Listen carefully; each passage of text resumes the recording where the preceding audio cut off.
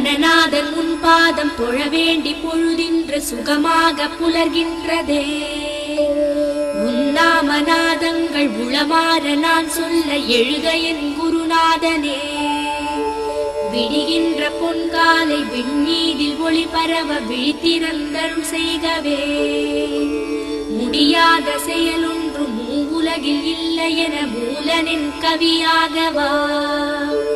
வெளியான வெட்ட வெளி வேதாந்த நாத மொழி விளைகின்ற சுபகாலையே.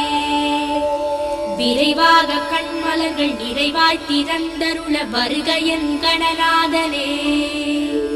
எழிலான உண்மேனி தன இங்கு நீராட்ட கங்கையும் துங்கை நதியும் அழகான காவிரியும் பல தீர்த்த நதி நீரும் நின்றதும் பொன் சன்னதி. சலசலத்தோடிடும் சக